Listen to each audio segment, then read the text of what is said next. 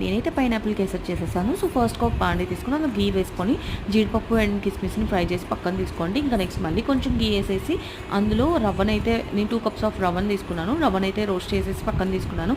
మళ్ళీ కొంచెం ఘీ ఏసేసి పైనాపిల్ కూడా కొంచెం రోస్ట్ చేసేసి అందులో షుగర్ కూడా యాడ్ చేసి కొంచెం షుగర్ ఒక 3 స్పూన్స్ ఆఫ్ షుగర్‌ని యాడ్ చేసేసి కొంచెం ఫ్రై అయిన తర్వాత నేను 2 కప్స్ ఆఫ్ రవ్వకి 6 కప్స్ ఆఫ్ వాటర్ తీసుకున్నాను. కొంచెం జారుగా రావడం కోసం.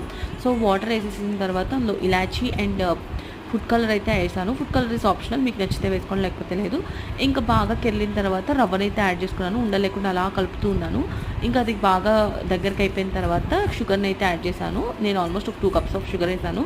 అది మీ స్వీట్కి తగ్గట్టు మీరు వేసుకోండి. నాకు కొంచెం ఇంకా సరిపోలేదు అనిపించింది, బట్ ఇట్స్ ఫైన్, నాకు ప్రాబ్లం లేదు. ఇంకా నెక్స్ట్ అయితే డ్రై ఫ్రూట్స్ వేసేసి ఒక 6 స్పూన్స్ ఆఫ్ ఘీ వేసేసి తీసేసేయండి. సూపర్ వస్తుంది, ట్రై చేయండి మీరు కూడా, చాలా బాగుంది. ఇంకా మీరు పైనాపిల్ ఎసెన్స్ వేసుకోవాలన్నా